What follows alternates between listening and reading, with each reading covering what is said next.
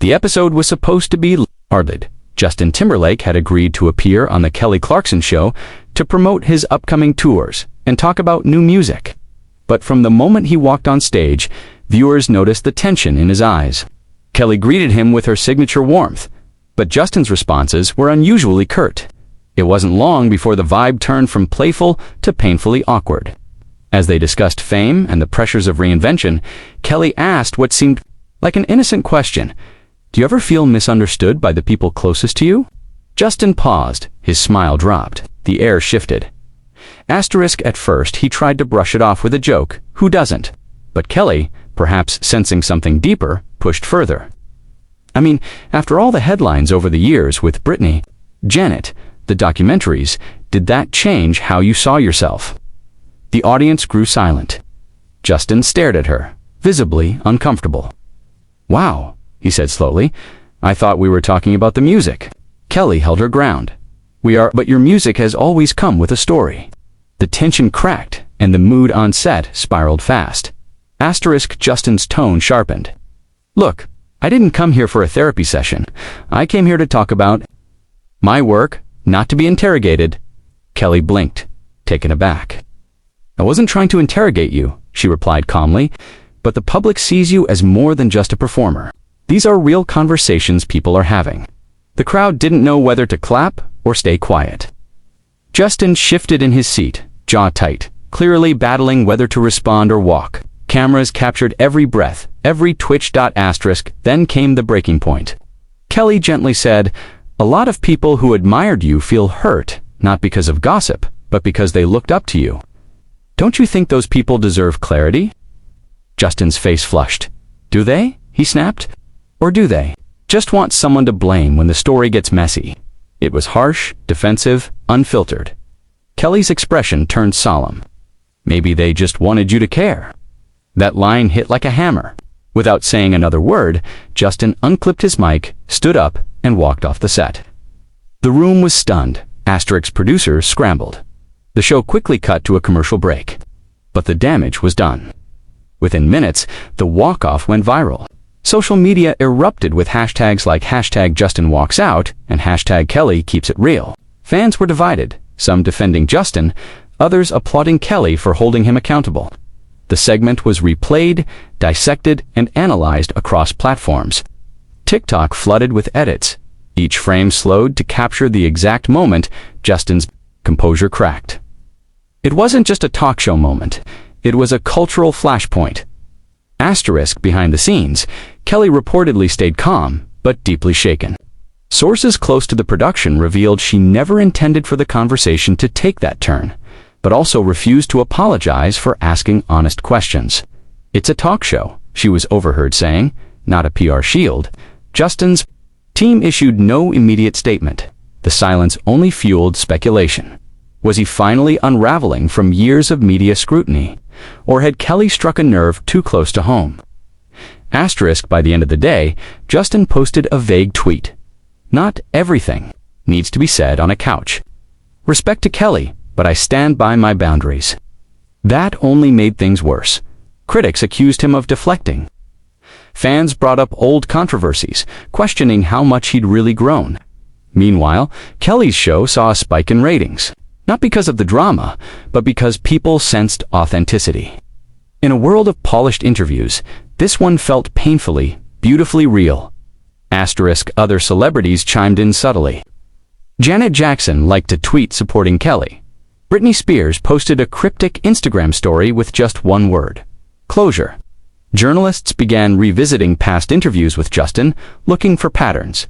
Everything about the moment that walkout, the silence, the fallout, felt like a climax years in the making.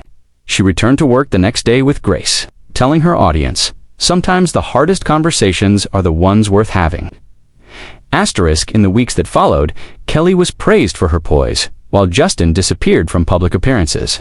Rumors swirled that his PR team was scrambling to repair the damage, but the public wasn't buying scripted apologies anymore. What they wanted was real reckoning, and whether Justin was ready to give that or simply walk away again remained to be seen. One talk show, one moment, and a truth that refused to be buried under smiles. It had been nearly 2 weeks since the incident, and Justin Timberlake had vanished from the spotlight. No interviews, no live streams, not even paparazzi shots.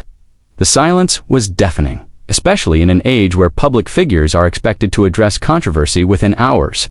Meanwhile, Kelly Clarkson carried on graceful but clearly affected. On her next few episodes, she avoided any mention of the walk-off.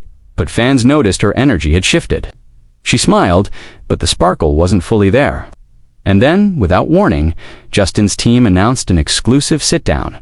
Not with Kelly, but with another high-profile interviewer.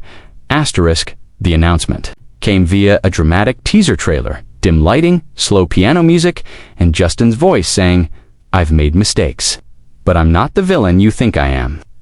Scheduled for release on a major streaming platform, the interview instantly drew backlash. Critics accused Justin of choosing a controlled environment over a real conversation.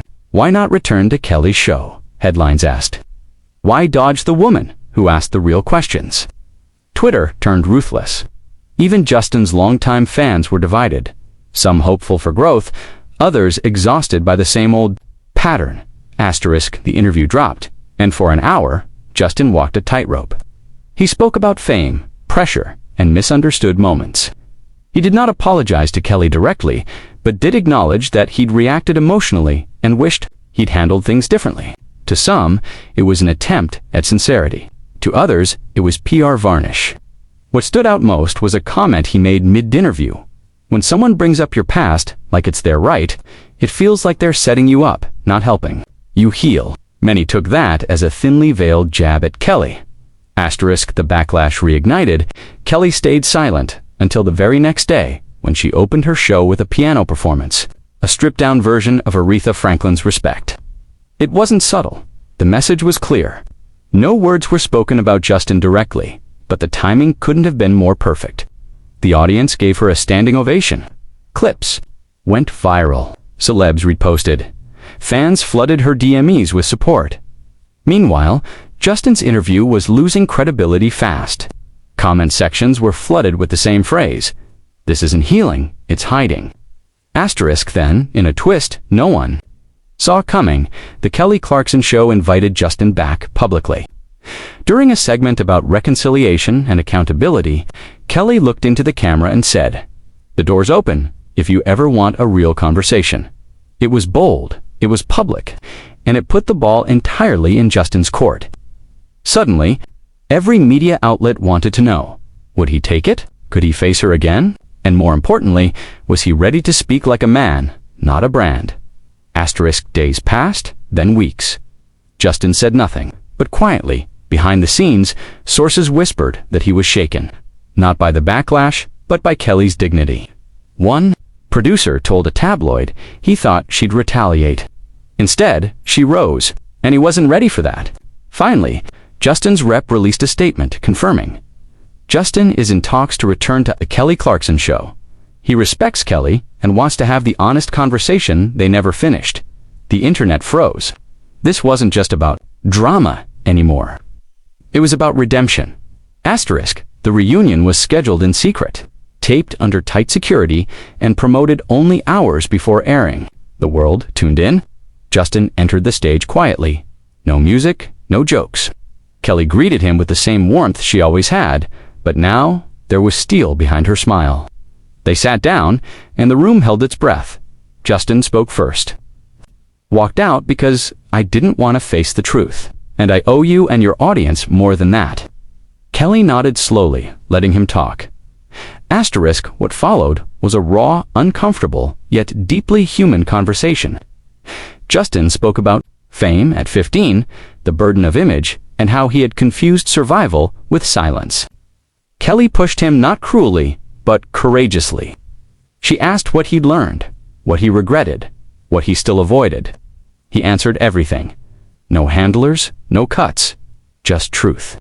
By the end, the audience was in tears. Not because it was dramatic, but because it was real. When Justin said, "I needed this," Kelly smiled, softly replying, "We all did." The episode ended not with applause, but with quiet, a kind of reverence. In a media world ruled by spin and outrage, two people had sat down and chosen growth. For Kelly, it was a triumph of integrity. For Justin, a first step toward earning back public trust. And for viewers everywhere, it was a reminder that the most powerful conversations don't happen when cameras roll, they happen when ego fades. That day, something rare happened on daytime TV. Accountability met grace, and the world watched healing take center stage.